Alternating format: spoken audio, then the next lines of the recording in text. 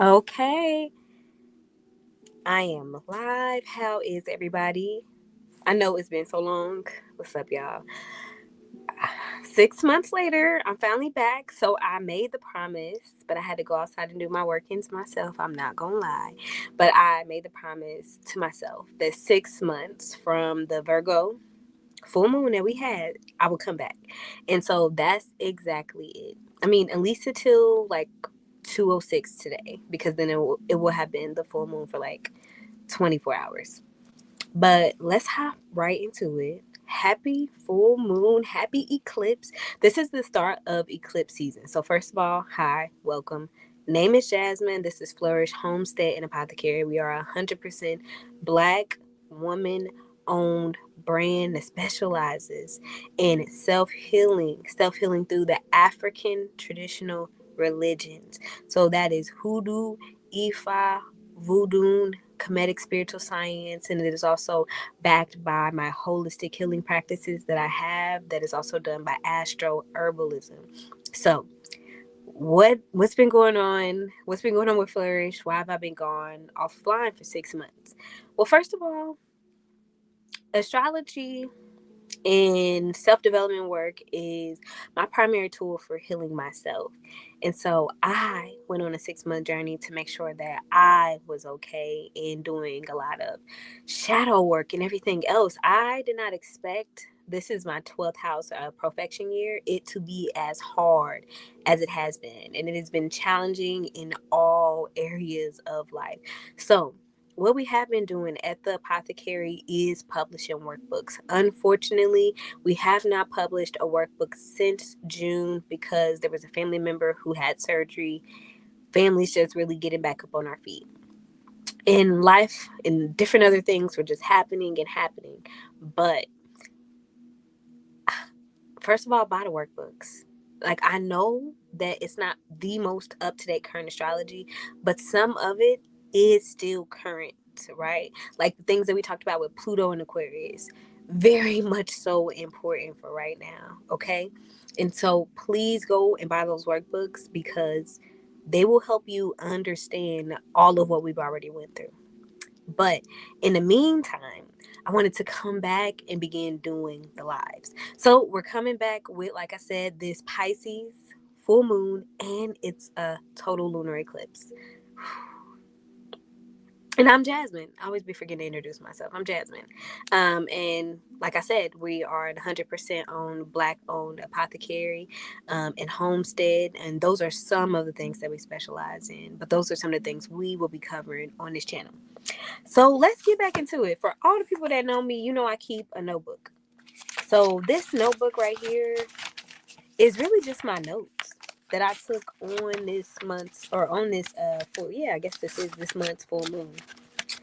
Y'all, I think I have like 40 pages. Like, no lie. 40 pages of notes that I took, that I was channeling, that I was picking up on different cycles within myself, within my life, and also within the collective. That really influenced the reason why I really wanted to come back because of the kickoff of eclipse season. Okay, so we always jump into the astronomy here. The astronomy at Flourish is as important as the astrology and as important as the spiritual and religious components that we use to make sure that we are in love with ourselves, we're healing ourselves, we're unbigging our back, and we decolonize it. So we always learn about the actual science first, and then we learn about the spiritual science, because if you don't learn about it in the physical, it's hard for you to grasp it in the energetic, in the spiritual, in the metaphysical, right? So astronomically, the moon is the Earth's natural satellite. It's called between, or it's called in the Earth's gravitational pull, right? What we need to understand about the moon and why it's so important is that it's outside of the physical Earth that we live on. This is the closest large celestial body that we have. So it has a large effect on our electromagnetic fields, our kinetic fields, telepathic fields, and also it has a large effect on the gravitational pull of water within our body, and that's because the Earth's wobble basically is controlled by the placement of the moon. right? And it stabilizes Earth while it's rotating on its axis. And so this controls or stabilizes like our weather, our climate, and also like if we can feel that we are on an axis, that we can feel that we're tilted. And like what this experience would look like for us, it would be like a lot more violent, a lot more rocky, if we didn't have the moon to basically balance all of those things out. And because it is the closest celestial body, it basically controls the gravitational pull of, I won't say everything, because Earth's gravity is Earth's gravity, given how big it is. But it basically pulls on the gravitational pull of things that are like water. And so, most importantly, it pulls on the water within us. And that's why we have different things that happen around the full moon. Like today, I'm outside on a full moon doing some of my workings. I live in the middle of the hood. And and just somebody up like unloaded half a clip. That's something to me that I feel like is very indicative of a full moon with the high emotions, but also like with an eclipse. Okay, so let me get back on track. And so that's why it's very important for us to understand the moon. So the moon is usually about 226,000 to 239 miles away, except when it's a supermoon. Sometimes when it's a supermoon, and lately, especially, it's been getting like really, really close. Okay. And like I said, because it controls all the water in our body, like it literally controls the gravitational pull of all the water in our body, it basically controls the conduit in which we experience emotions. And so emotions travel in and are very much so related to water. So let's jump right into the astrology portion of it. So astrologically, the moon governs our emotions, our unconscious body. It is feminine, nurturing, the embodiment of mothering energy. Spends between 2.5 days to sometimes 2.8 days in each zodiac sign. Again, it controls our inner world. It controls who we are when we are the most comfortable or when we are in our comfort zone. It's ruled by Cancer in the fourth house, sometimes the IC or the lowest part of your natal chart. And it also controls your family, your native environments, also elderhood and ancestors. Elderhood and ancestors, that'll be very, very important for this Pisces full moon. Okay. And so what makes this moon important? Well, there's a lot of things that makes this moon important, but let's just start with the fact that it's a full moon. So astronomically, a full moon, and keep in mind, we need to understand that the moon cycle always involves the moon and the sun. There's no way to work with the lunar cycle without working with solar energy, because it's all about how much solar energy is on the moon, is on the moon, or reflecting off the moon. Okay. So the moon is opposite the sun, right? And so that is what makes a full moon.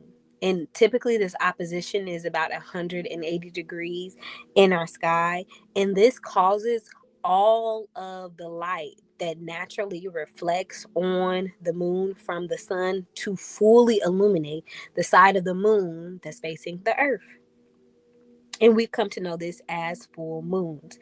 And yeah, so I hope that made sense. Number one, a full moon can involve, uh, when you're working with it, it can only be between the sun and the moon, right? So you can't work with the moon and not work with the sun.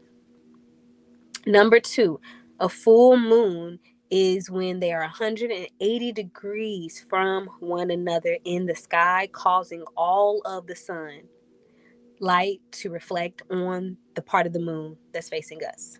Okay.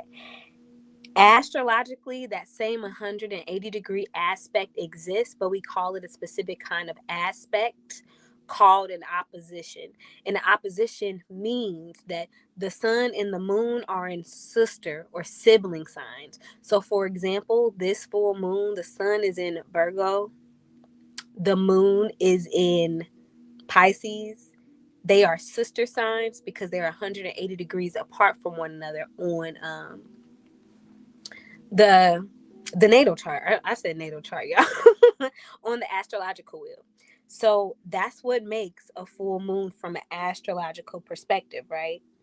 What we need to know about this particular portion of the lunar cycle is that we are halfway through the lunar cycle, right? But this is the third phase of the lunar cycle, right? So what has happened is, even though we are halfway through the total completion of the lunar cycle, right? We are now on the third major moon phase of this lunar cycle before we begin a new lunar cycle, right? And so that means that since the full moon is the third one, we've already had a new moon and a first quarter moon. So the new moon was 2 weeks ago, the first quarter moon was last week, the moon was yesterday, right? Or technically today. I'm considering it today, right? But it is 3:59 a.m. and the moon went direct earlier today, earlier on Sunday. Okay, so that is what we need to know, and we also need to know that the full moon is like, it's the most potent and it's the strongest of all of the moon phases, and that is because all of the sun's light is reflecting on the moon. So that means it has a lot of charge. Okay. And in ancient culture, full moons were often associated with fertility, with abundance, with completion, with illumination, with like transformation, with releasing, even purifying, banishing, warding, or protection work in some aspects. But typically, full moons are a peak time for you to practice harvest symbolism in your life. So, what does harvest symbolism mean? And I have to pay attention because I don't want the camera to die. But what does harvest symbolism mean is just to see the results of the intentions that you either set at the full moon or the new moon 2 weeks ago, that you said 6 months ago during Pisces season, because this is a Pisces full moon, or the intentions that you set a year ago, right? During the last Pisces full moon. You can do any other or use this full moon as a time to assess any of the personal calendars or any of the collective or different sort of planetary tracking things that you use. You can definitely use the moon cycle as like a time for complete check-in on a lot of the systems or a lot of the intentions or a lot of the goals that you're working on. Okay. um but this is also a moment to honor what is. During full moons, it's not a time to really overdo it. And I know for me, that's hard as a practitioner because this is such a strong phase in the moon cycle. But it is a time to relax. It is a time, a lot of times, to rest. It's a time, a lot of times, to self reflect and to honor what is and to honor who you are and to honor where you are. Right.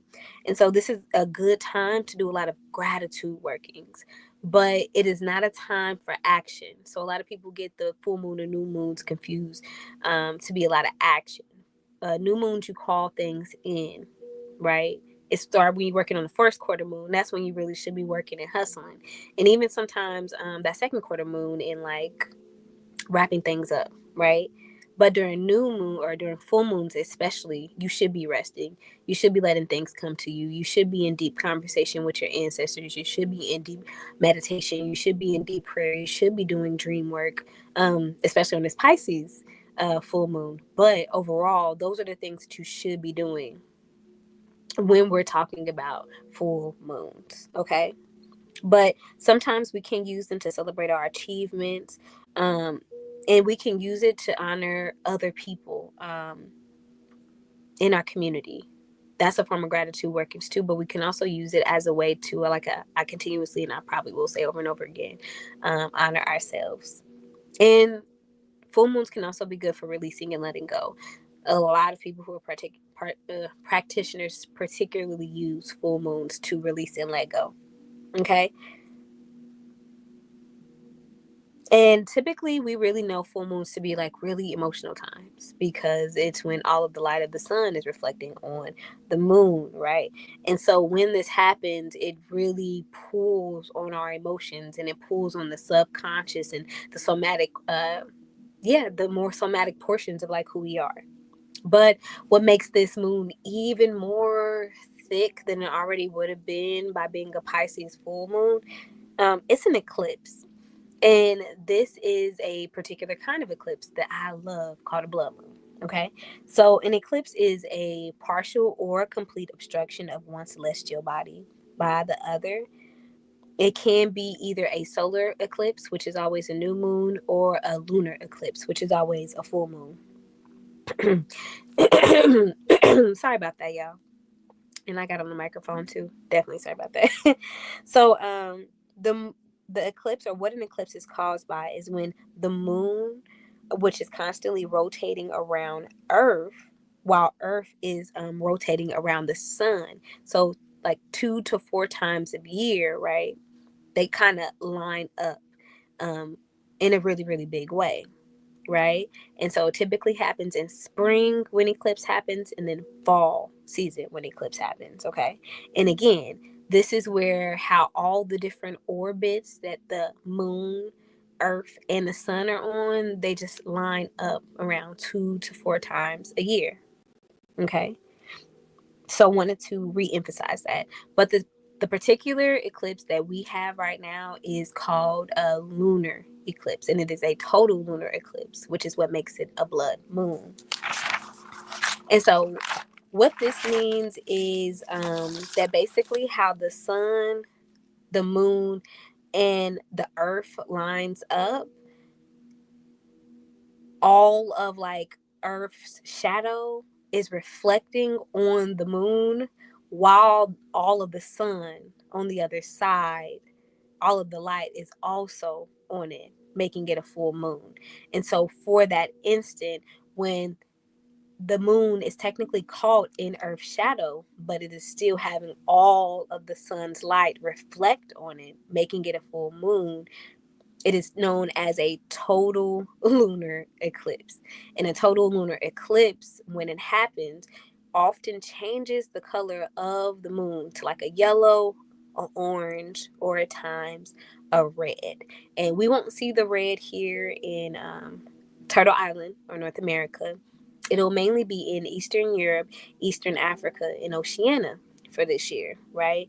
That's where they will have the complete blood moon. But here we did see a variation of it that was kind of like a darker yellow to an orange, I would say. And today, unfortunately, it's really, really clear. I was just, of course, outside. And so it doesn't look like it was a total lunar eclipse, but that is where it gets its name, a blood moon, from. But what's most important is that whenever there is an eclipse, there is a surging of energy. There's a literal portal that opens. So sometimes it's not all about can you see it, it's about what can you do with the energy, right? And so spiritually, eclipses are known as a time where the universe, God, source, creator, takes control. It's a time for transformation, transmutation, clearing, letting go, completion. And oftentimes, when something that is dark or unconscious or somatic becomes fully illuminated, or something that completely comes up to your consciousness, it always or usually is accompanied with a surge of emotions and also sleep disturbances, either where you're getting too much sleep or not enough sleep. And believe me, this past week, it has been absolutely that. Hey, I don't know whoever's there, but hey, welcome to our live. Just getting in, and I'm about to take my drink before we get back to talking about what an eclipse is.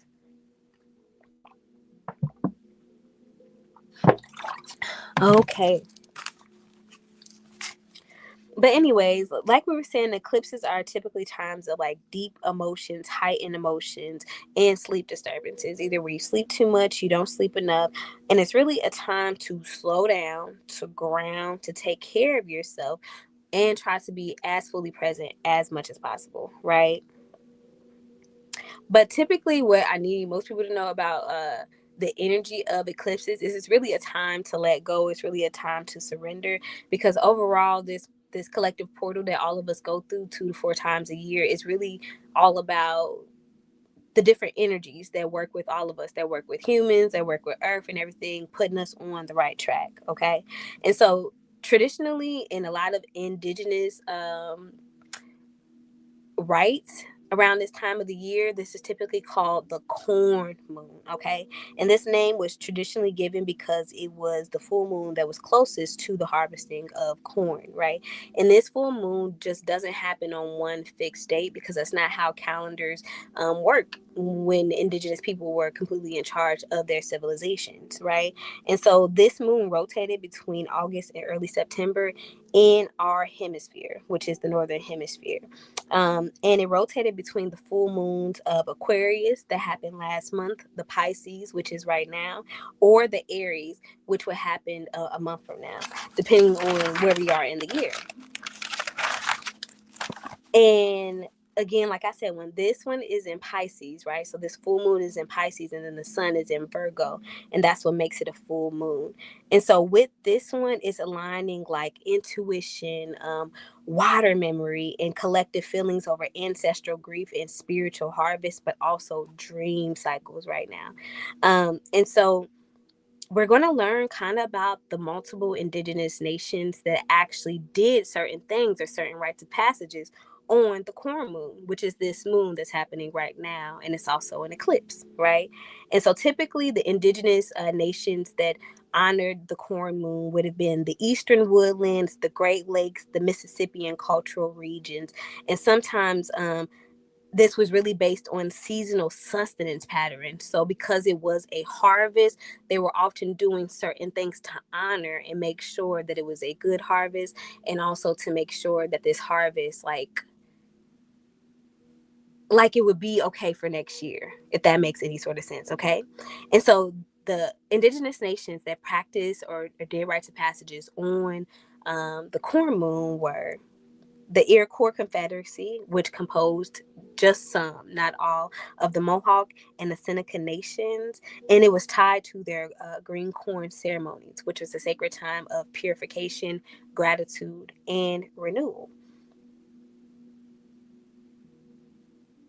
And it was also associated with the Three Sisters. So if you've ever done any agricultural work, the Three Sisters is corn, squash, and beans. And they often are harvested around this time of year. And so this made their green corn ceremonies centering community wealth, different rites of passages, feasting, but also dancing and tobacco offerings as a thank you for the harvest. In Choctaw and Chickasaw nations, they used a 12 moon ceremony calendar, and this particular time of the year was called the corn popping moon, marked by a celebration for agriculture and for abundance. But also, they used it as a time for fire ceremonies and fire ceremonies to cleanse the fields and also cleanse themselves, to practice certain forms of purification and certain other forms of rites or passages or shadow work right before we hit the fall season. Okay. Now, the Muskogee or the Creek and the Seminole cosmology also use this corn moon or this late summer moon to close out cycles. So they actually had a month long corn ceremony that spanned it from June to August. Okay. And it was connected to different wind deities and two other cultural cosmologies that often govern prophetic dreams, visions that were carried through song and dance. And so one of them is Grandmother Dreamwalker, who is a Mississippian astral deity that was a bridge that connected the earth and the astral or the dream realm. And she was very, very important during these rites of passages. I think she's so beautiful. I study Grandmother Dreamwalker all the time. And with that studying, I've also done a lot of journeying with her. And this is what inspired me to really talk more about the corn moon and the importance of it, and what people who were indigenous did on Turtle Island to honor this time of year, because it was a very powerful time of year. And I wanted to bring these things up during the eclipse, as we're having more constructive conversations now on Turtle Island about colonization, about deconstructing, about letting go of colonial mindsets and archetypes, which will be things that we'll talk about, okay? But wanted to say that because, yeah, that's what drove me to want to talk about more of what we're talking about right now, okay? And so, like I said, the green corn parties or ceremony spanned from, I think, June to August. And it was also inspired by, like I said, grandmother Dreamwalker and the different ways that they honor her around this time of year before we go into the fall season. So, and also, I just wanted to say that a lot of hoodoo workings and culture that is directly that we have that is, oh my gosh, it's definitely 4 o'clock in the morning because look, I can't talk. So, okay. A lot of the hoodoo workings and the culture is directly influenced by our indigenous ancestors and also by the indigenous nations who helped rematriate people who were forced to come over here during Mafa, right? And did a form of land rights and land reclamation that is often still done in hoodoo, like literally until this day. Okay. So for our indigenous ancestors and the land rights matriation that we do, we have specific kind of workings that we do around this year that is particularly tied to the relationship that a lot of the indigenous nations, especially of the Southeast, had with corn, who influenced our hoodoo practices. Okay. And so here we'll have a typical ancestral veneration around this time of year where you might practice grounding up cornmeal, making a circle of protection around your ancestral altar workings, or doing offerings of cornbread, right, or cornmeal for your ancestors. And this creates forms of protection, abundance, blessings for you, for your lineage, for your home, and for whatever endeavors that you're asking to journey on with your ancestors, right?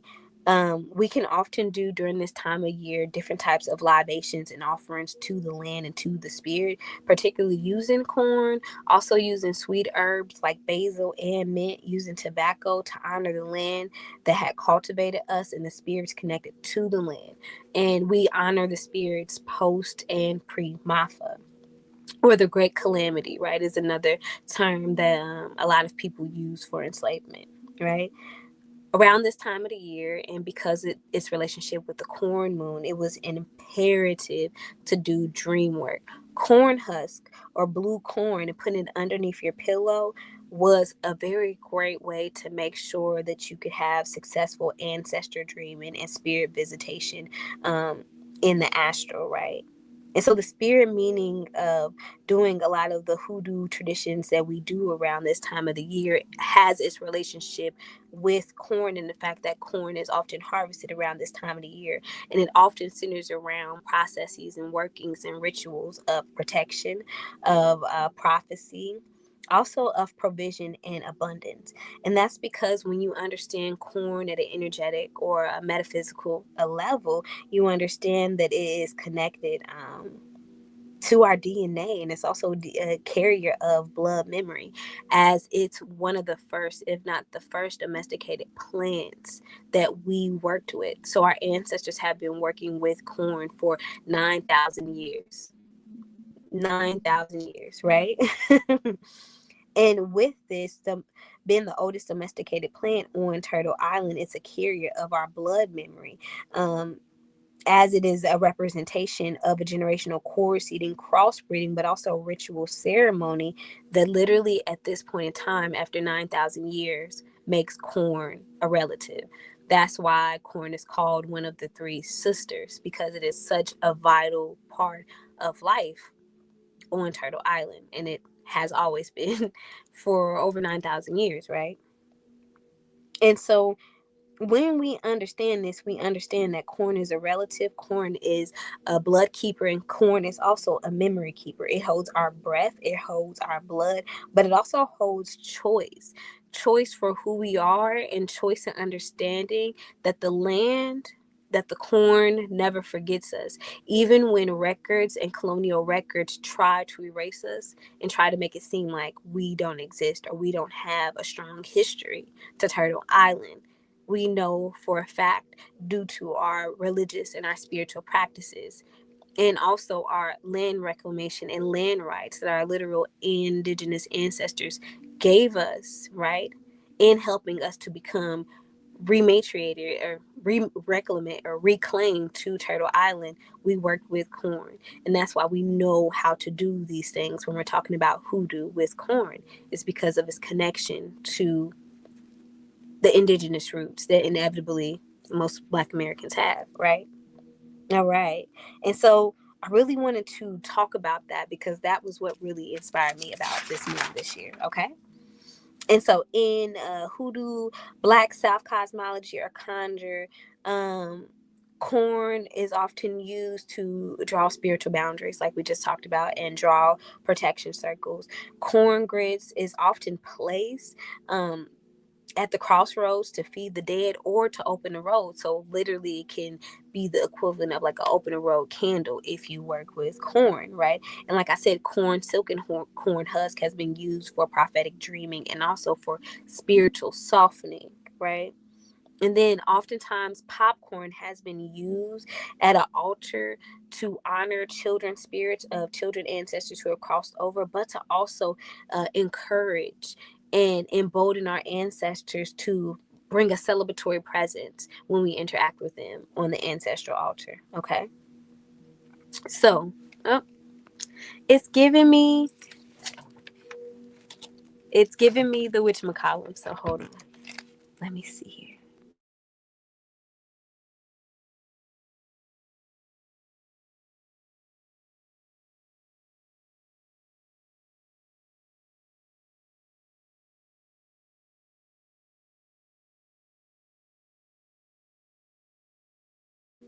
Had to plug it up. All right. Okay. So the full moon that's happening in Pisces took place or went direct yesterday at 2:09 p.m. So that was Sunday, September the 7th, 2025.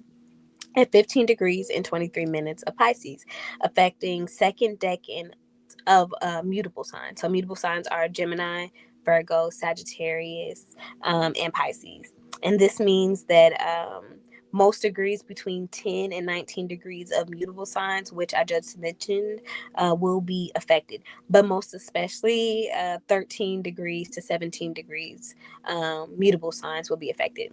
So, how do you understand all of this, right? When you pull up your natal chart, each one of your planets and each one of your asteroids, your MC, your rising, and any other the different types of angles that you have in your chart will have a degree, a minute, and a second, right? And so when you look at them, you can see, and maybe your sun sign is at 9 degrees and 23 minutes of Sagittarius, right? So how you find that out is you look in your natal chart and you look for any one of those four mutable signs I talked about and seeing if it's between 10 and 19 degrees, especially 13 to 17 degrees, okay? And that will tell you specifically how this moon is impacting you down to like a molecular level. Okay. Okay. So some of the astrology that happened over the last week that's impacting this full moon was last Monday, Saturn ingressed back into Pisces at 4:07 a.m. Whoo, y'all, and I am not happy about it. Listen, I had a crusty on my nose. I hope it hasn't been visible. I was just like, man, I always make sure I blow my nose before I go on camera. But I guess I didn't check it enough. But I'm not happy about Saturn being back in Pisces. That the year and a half that Saturn was in Pisces was it was very long for me. And it was long for a bunch of reasons that just were just uplifting the things that at the end of the day were not sustainable in my life, right? And Saturn is about structure, Saturn is about boundaries, Saturn is about limits, Saturn is about discipline, Saturn is 10th house energy that's ruled by Capricorn. So oftentimes, it's dealing with one of the higher levels of your chart, the upper realms of your chart. And so I don't like Saturn's energy going back into Pisces because as a person who has a lot of Capricorn in their chart, as a person who has a lot of Earth in their chart, I just feel like Saturn be all over the place in Pisces. Like I just need a little bit more structure. I need a little bit more structure. And the emotions, like having Saturn in Pisces, the emotions that come along with it. And realizing that is really Saturn, which is most people don't understand, because Saturn, it it represents a sister sign, Capricorn, of the moon, which is Cancer. And so whenever the moon is in Capricorn, is considered a detriment. And so since the moon rules over emotions, and Capricorn is like the opposite of Cancer, which is where emotions are housed at, it would make you think that with Saturn being the ruler of Capricorn, we wouldn't have to worry about emotions as much. And this is also me talking about as a Capricorn moon. But let me tell you, can't nothing emotion like Pisces energy, and can't nothing make you want to fight like Saturn's energy. And so you just be emotionally and spiritually irritated during Saturn and Pisces. And so that's why I don't like Saturn and Pisces. And it is enhancing themes around spiritual boundaries, surrendering, deconstruction, and disillusion of spiritual traditions and spirituality overall. So then when Saturn moves back into Aries, like you'll begin to build new solid foundations and new solid structures um, around your spirituality, around your spiritual life, around your spiritual health. And for this particular full moon, because it is opposing Virgo, around your spiritual hygiene, right? Okay. So last Tuesday, we also had Mercury move into its domicile of a Virgo. Okay. And so a domicile means one of its home planets. So Mercury has two home zodiacs. I said, has two home zodiacs, right? And that is Gemini, that rules over the third house, and then Virgo, right, that rules over the sixth house. And so Mercury loves being at home in Virgo, okay, because it's one of its domiciles. And in this one, it really gets to be able to focus on things that it likes, like building systems, building routines, worrying about the mundane structures of life, sixth house energy, worrying about how the everyday makes something great again. So all the knowledge that Mercury has really acquired, and all the fun and kind of, I don't want to say lived experience, because it's more so Sagittarius energy, but more so taking in and absorbing information and learning how to become a master of communication, that Mercury goes through when it returns home in Gemini. It tends to upgrade in Virgo and begin to wonder about how the mundane things, how to put in place systems from all the knowledge that it has to be able to make practical outcomes out of it. And so there, Mercury gets to focus on routines, it gets to focus on lifestyle, it gets to focus on hygiene, it gets to focus on the practical, the mundane portions of life. But also it gets to practice discernment. Discernment is one of the things that we don't recognize has a strong relationship with Virgo, and thus will always have a strong relationship with Mercury. Okay. And so I said all that because at 9:23 last Tuesday, it moved into Virgo, Mercury. And this would also mean that Mercury is opposing this full moon and eclipse along with the sun, because they're in the same sign. Okay. All right. And so what else happened? Oh, on Saturday, which was, well, 2 days ago now. So on September the 6th, Uranus went retrograde in Gemini at 1 degree and 28 minutes. Okay. And so some of the aspects that impacted the full moon was that the moon opposed Mercury at 3:41 in the morning, the actual day of the full moon. So the full moon took place at 2:09 p.m. and at 3:41 in the morning was when the moon actually directly opposed Mercury, or so was 180 degrees away from Mercury. Then the moon will also be having a trine with Jupiter in Cancer, and Jupiter is exalted in Cancer at 8:25 p.m. That will be having a big impact on this full moon. And we also had an aspect that took place on Friday where the moon squared Uranus at 2:26 p.m. that really was going to have a very large impact on what took place on this full moon and lunar eclipse. Okay, so what we need to know is that there were two stelliums that happened during this full moon. We had a stellium in the sun, with the sun, Mercury, and the south node being in Virgo in the ninth house, and it was right on the midhaven cusp, right, which sometimes can toggle between the ninth and the 10th house, right. And then we had the moon, the north node, and Saturn in Pisces, making up when I was right. And in Pisces, making a stellium in the third house, and also right on the IC, or the lowest part of a chart, the chart line. And also Saturn is technically also in Pisces, but it is at the 29th degree because it just ingressed back last week. And so with it being ingress, it is only in the fourth house, right? And so Pisces is, the way that it's set up is that Pisces is kind of spanning over the third and the fourth house. And so Saturn is right there at the 29th degree, and the south node is right there on the IC line on the third house, fourth house cusp. And then we have the moon that is firmly in the third house. Okay. And another thing that we're going to need to pay attention to with all the energy that's happening with this full moon is where is its planetary chart ruler, which is Neptune. Neptune is the ruler, the modern ruler over Pisces, okay? And that is currently in Aries along with Chiron. So Neptune is retrograde in the fourth house, and Chiron is currently in the fifth house, even though they are both in Aries, okay? And so Neptune is at 1 degree, 11 minutes of Aries, and Chiron is at 26 degrees and 30 minutes of Aries. We just talked about that Jupiter is exalted in Cancer. It is at 19 degrees and 12 minutes with Cancer in the 8th house. And this is my this is my Jupiter return, so my Jupiter natal return. And it's also natally in the 8th house, and a lot of ancestral work. But all in all, Jupiter is trining this full moon, and Jupiter is also exalted in Cancer. So that is giving, it's just enhancing the water energy, honestly, that's already going on with this full moon. Uranus went retrograde on Saturday in Gemini at 1 degree, 28 minutes, and it is in the 6th house.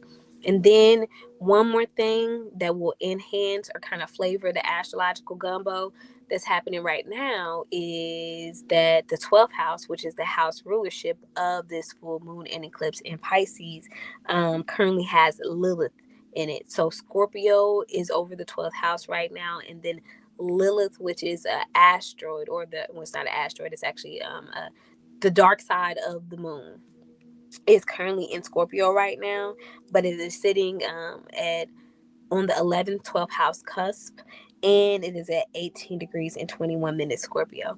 And so if you were like me, I am also in my Lilith return. Water been kicking that booty this year with these emotions. But no, really, it's been an emotional year, and it's a 12th house perfection year for me.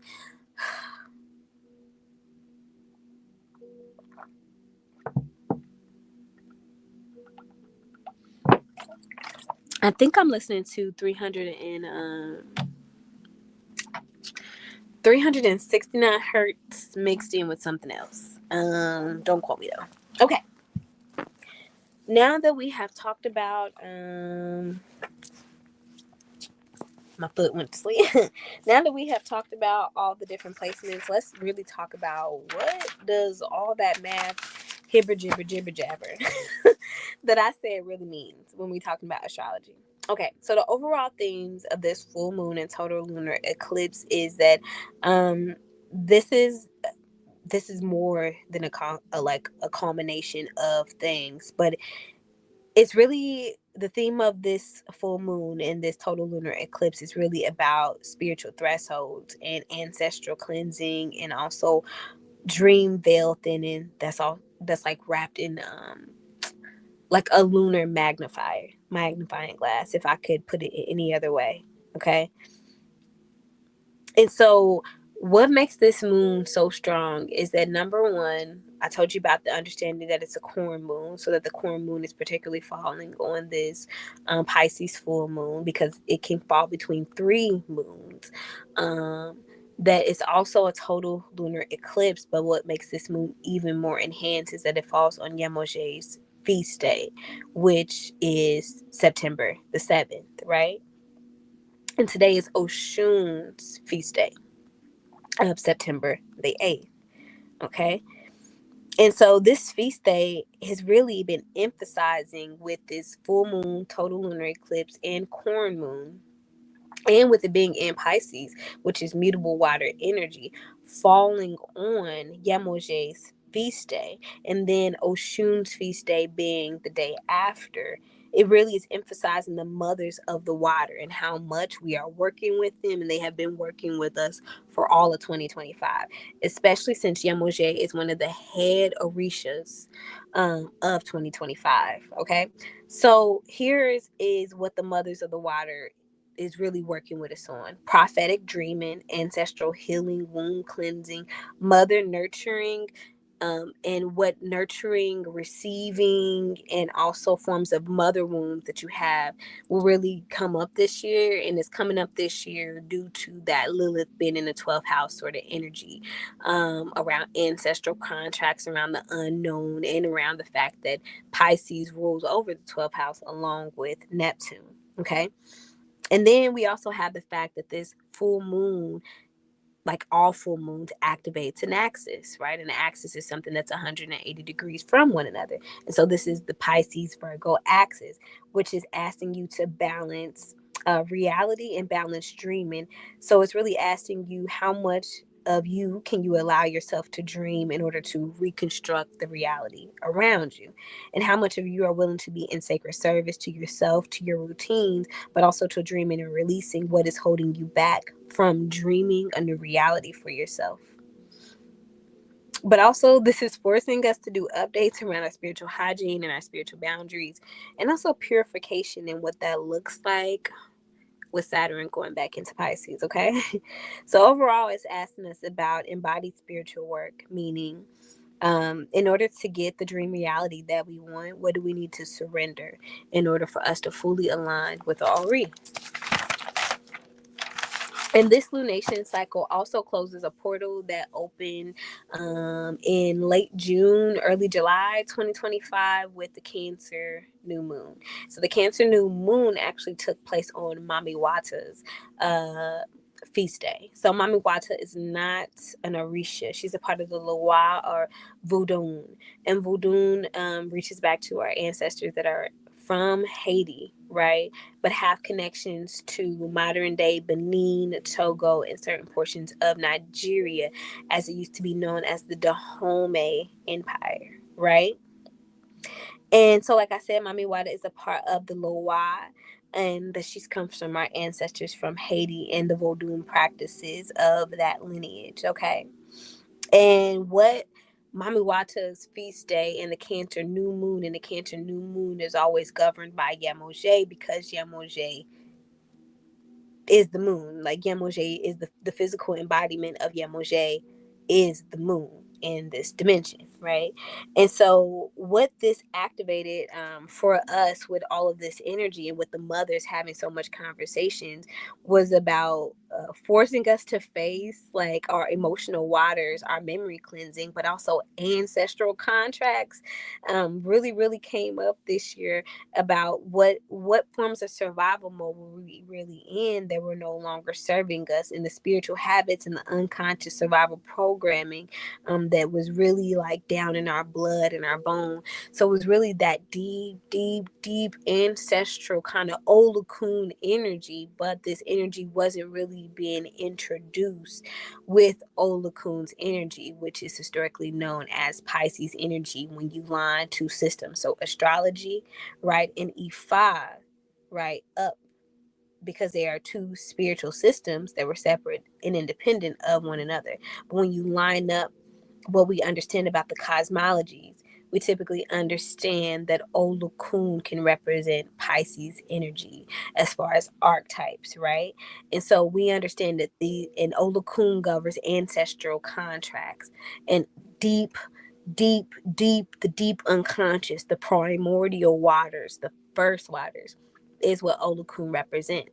And so Mami Watas and the Cancer new moon and Yamoje being the ruler of that new moon really work together to begin to bring up to the surface or remove the barriers around a lot of deep old ancestral contracts, bloodline contracts that we had hidden in our body, in our nervous system, and forcing them to come up so that we were able to face a lot of the nervous system issues, emotional issues, and emotional triggers that we had about being stuck in survival mode when a lot of those were no longer necessary.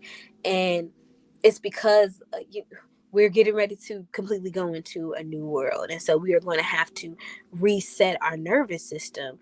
And that process really began and really took off around the Cancer new moon of this year. And so we really are seeing that one, that portal that was open, that water memory portal that was open, close, because this is the last water moon, full moon of the year. There won't be another one until the Cancer full moon that happens in January, right? So this is the last water moon of 2025. And so we're going to break this down even further. Okay, so you had the Pisces moon, the North Node in the third house. This is going to give you really information about your dream codes and your karmic memory. So the third house governs the house of communication. So it governs your like mind and your body. If they're on the same page or their memory, it governs your early environments, your voice, your learning patterns, your siblings, your neighborhood, and your family matrix. So it pretty much governs everybody outside of your immediate family that are really close to you. So like your neighbors, your friends in your neighborhood, your school, your cousins, siblings. When siblings grow up and y'all leave the house, y'all typically live near one another. Well, back in the day, now siblings can live kind of everywhere. And overall, your family matrix, or your loose or larger support system that was outside of your home, is represented by the third house. Pisces also governs spirituality, and waters is emotion, so it governs like your deep intuition or your deep extrasensory abilities. And with the North Node being here and being fully activated, so we did have a change in the North Node this year. Right? And with that change, it can only be activated by the nodal points, right? And so with this being the full activation of the North Node being in Pisces, is right. And the only way it can be activated is through an eclipse, or deactivated through an eclipse. We are also experiencing a surge of energy for the collective that is around Pisces based energy, around that deep, like I said, Olokun 12th house Neptune Pisces energy, right? And the realignment that we're experiencing isn't rational, it isn't logical, it's not black or white thinking, it's really ancestral, which can be multidimensional, and it's really emotional, which doesn't follow logic. It is its own technology, it is its own intelligence in the first place, right? And this could be deeply spiritual and deeply emotional, right? But also this could be a time where you can easily experience, because of that dream code energy, a lot of visions, easily fall into meditation or trances, prayers, and easily be able to drift off to sleep, because a lot of people get very, very sleepy by Pisces energy, and then by being a lunar eclipse makes you even more sleepy, where you end up doing a lot of dream work or intuitive knowing, or getting a lot of downloads. And like I said, you can get those downloads through prayer, through meditation, through being able to fall into a trance or a daydream really easily, through meditation, through intuitive knowing, which is when you're basically awake, or when you're doing dream work. Okay. And so a lot of what this trance is, daydreaming, intuitive knowing, somatic, unconscious, knowing that you fall into, a lot of the themes or a lot of the umbrellas that it'll fall up under will be ancestral visits, right? And it'll be you integrating what your ancestors are telling you. And sometimes they won't be ancestors who are recently crossed over. Sometimes they'll be very ancient ancestors, and they might not always be human. Sometimes they might be elemental. Man, that's a whole nother rabbit hole that we can go down, right? And that's because we need to understand that this Pisces moon is like non-linear. It is naturally multi-dimensional, right? And so with Pisces also governing the upper realms, like I said, this could be some of your oldest ancestors who might be frequencies, who might be memory fields, who might be elements, who might be primordial beings, like coming to you and giving you information. And this information could also come to you through automatic or emotional writing, and also storytelling. So you being in deep emotional intimacy and community with one person or multiple groups of people, right? And the themes will be around ancestral memory and ancestral contracts. And when you are awake, a lot of these will be transmitted by subtle signs, sounds, and possibly different speech patterns that feel familiar to you, but you can't fully recognize yet, right? So for me, this can come up with, like, a lot of times when there's something new coming to my awareness, I'll start to notice in uh, hearing first. So, like, I guess for me, since my clear audience is one of the strongest ones that I have, sometimes I'll pick up on words, right? And I'll think a person said a word, but a person isn't really saying a word. They will say a word that's completely different, right? So they'll be talking to me, but then the clear audience will kick in and I'm hearing a completely different word other than what they said, right? And typically that is during this time period, I have felt like, especially with this eclipse energy, primordial, elemental, some of your oldest ancestors really coming to you and giving you information to bring things up to your conscious, like building up that ancestral memory until there's a breakthrough from your subconscious to your conscious. And like a lot of that could be taking place right now, especially with the North Node also being on that IC line, the North Node being in Pisces, being on that IC line, toggling between the third and the fourth house. Please know that honestly, right now, when you're not working, hard to stay fully present and awake, this will be about just like letting go and surrendering to whatever the trance, the daydream, the prayers, the meditation, the deep downloads and intuitive knowings do. And sometimes you won't always have the word or the language. It might come in the form of emotions. It might come in the form of like a knowing that you can't really articulate into words, and let it be okay. Okay. I really had to like overemphasize that because I've been seeing a lot of people be overwhelmed by that energy this past week. In addition to the Pisces stellium that we have, we're also going to have that Virgo stellium. So the Sun, the Mercury, and the South Node being in the ninth house. And this will really be about sacred discipline. So when the Sun, and Mercury got together and they were joined by the South Node, that's in Virgo, but it's on the MC. So it's on the midhaven, which is sometimes it can be the boundary between the ninth and the 10th house, right? What this was really activating a lot of karmic clauses around limiting beliefs. And again, since this ninth house energy is also directly opposing the third and fourth house, in which like the full moon is in, this information will be about limiting belief systems that you didn't necessarily give yourself, because the IC is the lowest part of your chart. So it's your roots. It's where you come from. It's where your subconscious programming comes from. It's from the things that happen to you, or the things that you experience or happen to you as a result of family programming, family placement, nervous system, somatic development of your nervous system that you get from your family. Like you inherit those things, right? That's what your IC is all about. And so this kind of opposition energy between Virgo stellium, right, and also the stellium that's happening in Pisces really will be highlighted in the fact that it's tackling like what your belief systems are, and the fact that a lot of the belief systems that you might be investigating right now might come from your subconscious programming. It might come from a multi-generational belief system that is now like outdated or no longer working for you, or maybe has never worked for the family, has been a type of dysfunction. that your family has been suffering from. This could also be bigger than family. It could be cultural teachings. It could be spiritual dogma. It could be societal understandings. It could be a general understanding of inherited matrices or matrices. So lattice fields, which is like a whole different thing. I don't want to, I'm only a certain type of person is going to be able to understand how I interpret astrology in the first place, unfortunately.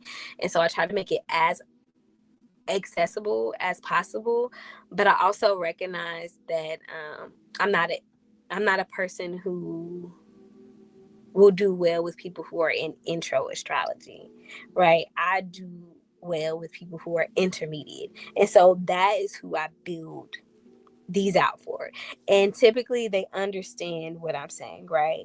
But this stellium that's happening will really be tackling whether you have belief systems or not, and how you got those belief systems, and the fact that maybe all of them were not conscious and some of them you inherited.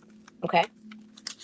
And in the ninth house, this particular belief systems will be around releasing ancestral systems, around absorbing colonial religiosity, and also scholastic elitism. And this is so important because a lot of the different other forms of intelligence that Black people and Indigenous people have are not valued inside of a colonial system, right?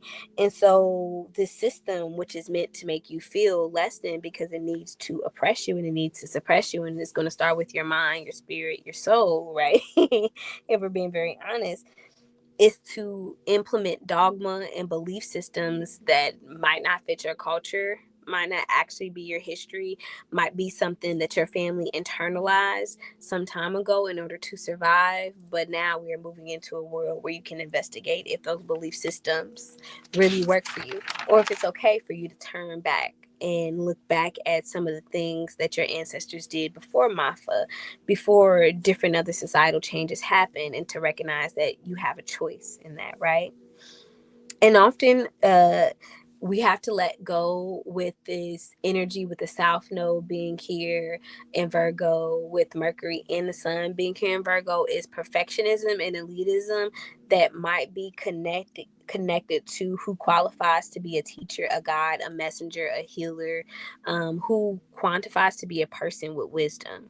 And it doesn't always have to be a person with colonial credentials or credentials that are impressive, or a person who engages in capitalism, right? This is with the recognition that if we are communal and we're going back to our traditional ways, which is communal, we storytell with the understanding that everybody has wisdom. Um, that everybody has a story to tell, and that everybody is somebody's teacher, guide, healer, in some way, form, or capacity, right? So it doesn't undervalue that. And this is very important in today's world because we're moving into a space of anti-intellectualism. And so because everything is becoming so hive-minded, where we're actually sliding into, I don't want to use certain words on the channel because I don't want to get flagged. But when we're moving into a space of certain socio-political dynamics, right? We are getting caught up in dogma that is often rooted in making sure that you don't critically think, right? And so this is often where elitism can eat you up when we're moving into like Pluto moving into Aquarius, because it's currently in Aquarius. It's about to ingress back into Capricorn for a couple months until November, and then it'll be coming back, and it'll be there until 2024. And so that Pluto being in Aquarius will really eat you up, and you'll be ate up by misinformation and disinformation if you don't practice critical thinking skills and have have that anti-intellectualism thought, or continue to follow like hive mind mentality. And the hive mind mentality is connected to the fact that a lot of our belief systems about what is education, or what is wisdom, or what is credentialing, or what is religion, or what is spirituality, isn't really indigenous to who we are and who we were before colonial systems took over, right? And so this opposition between the third house and the ninth house asked you, who taught you that your voice wasn't sacred, right? Who taught you that the wisdom that you had wasn't sacred? And who told you that systems or books or institutions or people with credentials and their voice was more important than yours, right? Because we often know that credentials and other things have to do with assimilation, have to do with elitism, have to do with classism, where we're talked about within and amongst Black communities, et cetera, et cetera, et cetera, right? And so it's really challenging in this time frame because we're deconstructing so much about colonial culture and returning to our own culture. Well, okay, why can't you be a teacher? Why can't you be a guide? Why can't you be a healer? Um, why can't you give your wisdom? Why can't you talk about your lived experiences, right? And also, why not be an autodidact? Why not learn? Why not sharpen your critical thinking skills so that you don't get caught up in hive mind mentality that might not be the best for you anyways, right? Because this colonial system has never worked for you. So that very much will be coming up with this eclipse, okay? And that's because it's the reminder with those ancestral contracts that are being activated and have been activated since the Cancer new moon that your blood is older than empire. And you don't need credentials and you don't need somebody to apostatize you. You don't need somebody to call you a prophet. You don't need this. You don't need to have any title, pastor, reverend, anything, in order for your voice to be valid. And the fact that you are here and you're alive is proof, you know, that you have a story to tell and that maybe you should tell it. But it's also proof that you should never stop learning. You should never stop investigating. You should never stop your relationship with critical thinking, with thinking for yourself, even if at times it makes you have to go against the crowd. Very much so Pluto in Aquarius energy, okay? And so it's really helping us understand that you don't need validation for your wisdom and for your knowledge, and let this eclipse be really the thing that takes away those parasitic thoughts about what you have and what you can contribute to this world. Also, Saturn being in Neptune in the fourth. So again, we just talked about Saturn ingressing back into Pisces at the 29th degree, which is a very explosive degree because it's the last degree before the degree system starts a new cycle, right? And what we need to understand is that this is activating particularly those ancestral contracts that I were talking about. They will be coming from your matrilineal line. So with this ingress being back into Pisces is coming up, and then with the moon energy being here with Yemoje from the Cancer new moon being the ruler of that, but this also being her feast day on this Pisces new moon, right? And with that Pisces connection to Olokun, the bottom of the ocean, the bottom of your subconscious. A lot of those contracts that will be coming up will be from your matrilineal lineage. So a lot of the things, a lot of the shadow work, a lot of the energy, a lot of the emotions, a lot of the old belief systems that you'll be deconstructing will come from the matrilineal line. Okay. And what this also brings up is like matrilineal memory, particularly around home, womb, roots, and also like ancestral graves, things that people tried to bury, emotions, experiences that your ancestors may have tried to bury. And that's because Saturn is also in the fourth house, and the fourth house is ruled by Cancer, right? And a portion of the fourth house also rules over eldership and also rules over ancestors, the lowest part of our chart, our roots, where we come from, right? So it's often talking about bringing karmic restructuring to those ancestral contracts and making sure that you have strong spiritual boundaries in your home and also in the root energy center for protection. Okay. We also have the planetary ruler Neptune being in Aries for this full moon and total lunar eclipse, right? And this will be working on our spiritual repatterning of that root energy system, or how these contracts that we've tried to suppress, how they're activated. And so basically in those areas of home, in those areas of womb, in those areas of mother wounding, of nurture wounding, of receiving, wounds around receiving, right? It'll be doing an etheric cleansing around passivity, martyrdom, that's very much so 12th house energy, stress, 6th house energy, and sacrifice, 12th house energy, so Pisces energy.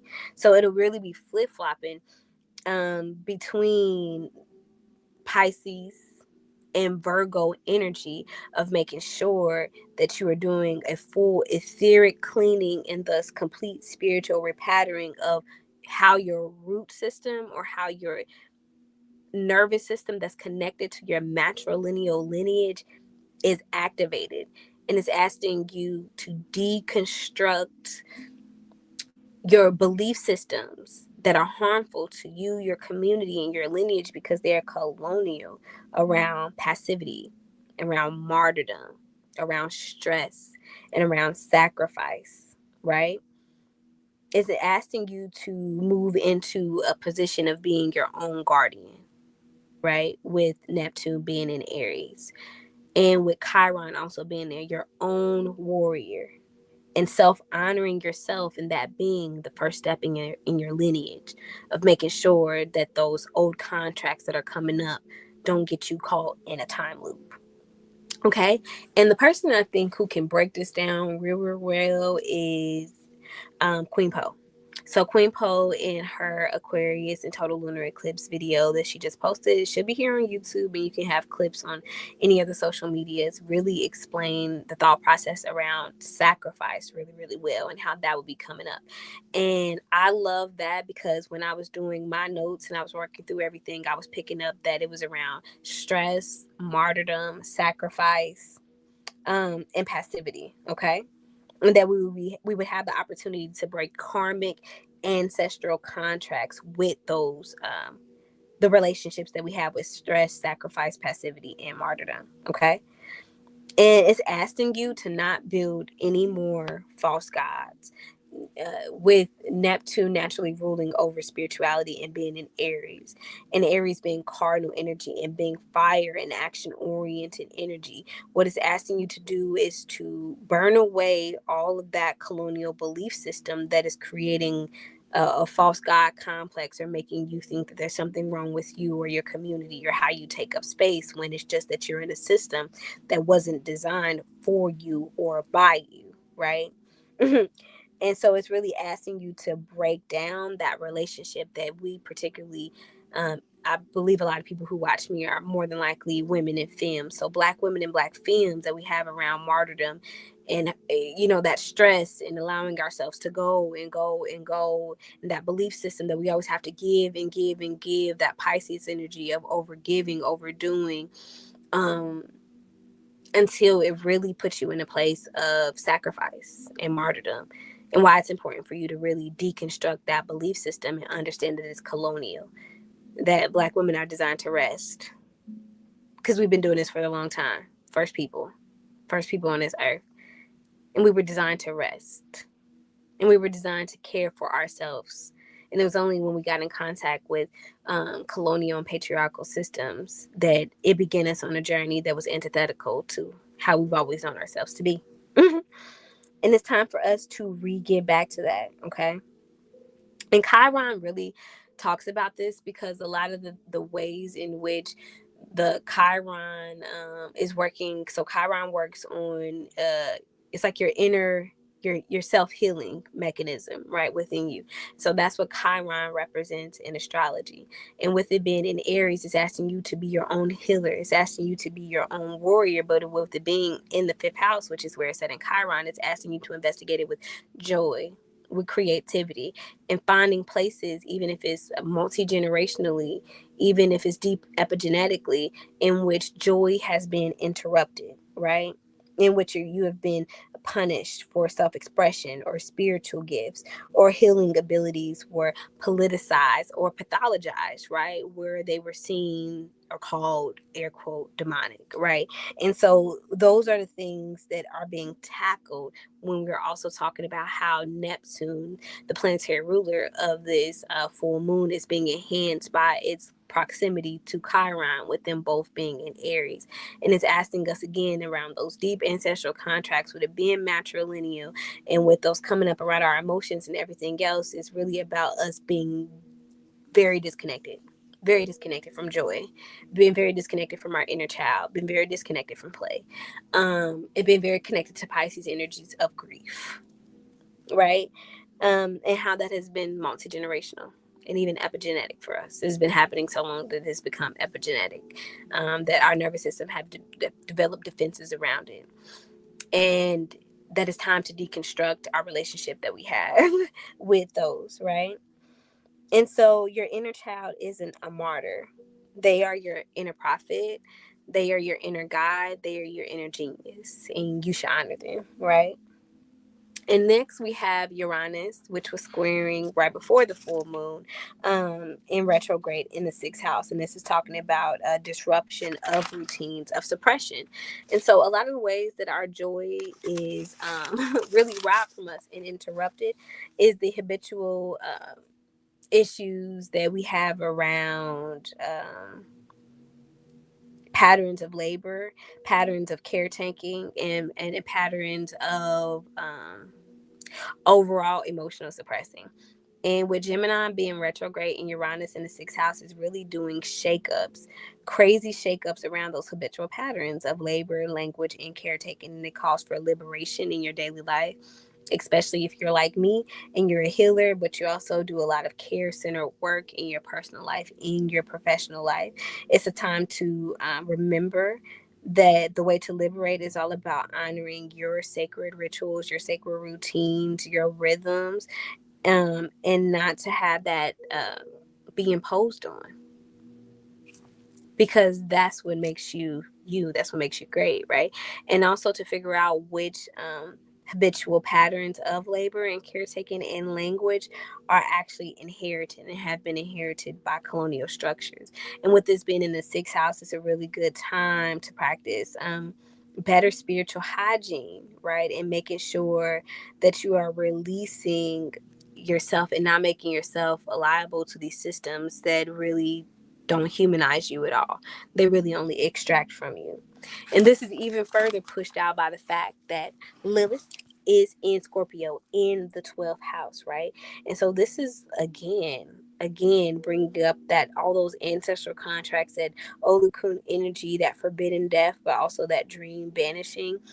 And it's really about be careful. Be careful with you being this spiritually open, with you doing, with the collective forcing you to do so much soul work. Be careful who you let around you. Be careful of the spiritual energies that you let in. With Saturn going back into Pisces, be careful around your spiritual boundaries. Be careful around the energy that you keep. Be careful around the energy that you keep, right? And also be careful of the multi-generational curses or shadow familiars or dream like saboteurs and exile rage and exile anger and that suppression of and how it might be showing up in your life, especially with Uranus being in retrograde in Gemini, because it's really doing a shakeup around how those turn into those habitual patterns of labor and caregiving that is often emotionally, physically, psychologically, and financially extracting. Preach. And so, really wanted to kind of overemphasize how what are the themes that were coming up around like this full moon, because they were deep and they were heavy, right? They were deep and they were heavy, as I'm gonna say over and over again. Okay. And so I feel like now that I've had the opportunity to say more about like how this full moon will be impacted, and this is why I say we are a long form astrology. So you should listen to this like it's a podcast. We're probably gonna go to about an hour 30, hour 35, because now we're really about to like understand better what Pisces governs, because this is a full moon in Pisces. So we did talk about a lot of the themes, because the themes is really the most important part of this. So we spent a lot of time talking about the themes and talking about the science and talking about the complicated astrology that happened. But now we will talk about the more fun portions of astrology, which is like what Pisces governs. So Pisces is mutable water, and it governs emotional transcendence, spiritual sensitivity, but also boundary dissolutions. Yeah. That's why I said a lot of what I said previously, right?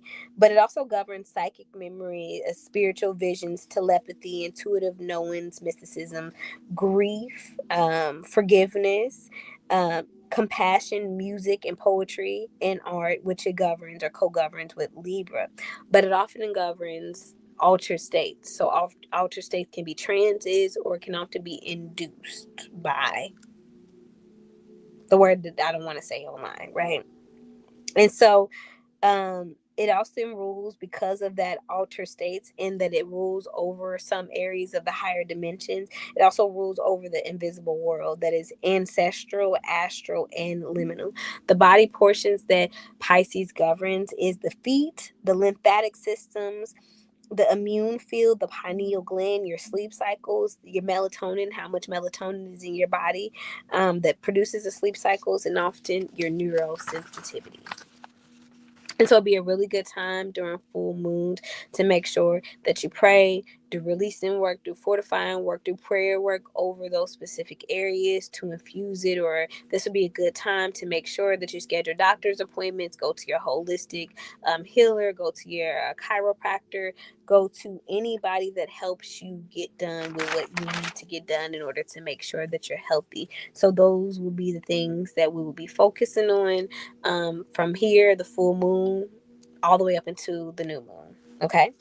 And so the spiritual correspondence that happens with Pisces is Neptune is its planetary ruler, which we've already talked about, and it typically rules over dreams, illusions, in your memory. The archetype of Neptune is the mystic, the dreamer, the psychic medium. Ritual tools we often use when we're talking about Neptune and Pisces, it's incense, salt water, opal, or lavender. Our color frequencies typically associated with Pisces is seafoam green, violet, or pearlescent white. We'll have more colors and more things when we get to the bottom. And the shadow aspects of Pisces energy is escapism, addiction, delusion, martyrdom, and sacrifice, which are some of the things that we talked about earlier. I took some wormwood oil right before this, and now I'm burping it up. Ridiculous. Anyways, so Pisces Virgo axis. So again, this is the axis that is coming up when we're talking about this full moon and the total lunar eclipse, and it governs a spiritual, emotional, and the invisible realms. Again, that's what Pisces governs, and it's water. And again, Virgo is earth energy, so it governs over the physical realms, ritual, and the visible realms. Okay. And so when we're talking about this full moon, it activated the axis of sacred service and embodied healing. It asked you, where do you need to move forward? Are you a martyr or are you a mystic? And it's also asking you, where can you integrate your service, your systems, your routines, Virgo energy, to be in soul flow, Pisces, okay? And then it's asking you, where are you ready to spiritualize your daily practices and materialize your dream world? And this is so important because everything is spiritual, including your daily practices, which is why the master energy of Virgo, discernment, the highest part of the personal portion of your chart, before you talk about how the chart talks about how you'll interact with community, right? Because community is governed by Libra all the way down to Pisces. But from Aries to Virgo, it's about your self journey. So when we're talking about this, it's very important to understand why your daily mundane practices is governed by the healer. It's governed by the master of discernment, the master of systems, right? The master of practical routines and implementations in daily life. Is the reminder that even the mundane is spiritual. And when you understand that the mundane is spiritual, you understand how to materialize your world, your physical world. So your dream world, you can draw it down into the physical. And that's why there is that, Virgo Pisces axis, okay? And another thing is With Mercury opposing this full moon along with the sun, it's asking us to, and Mercury being in this domicile and it being so sharp, so exacting, like we've already talked about, it's asking you to analyze or uh to solve different other. Oh, hold on, let me reframe what I'm trying to say because I didn't say it well when I wrote it here.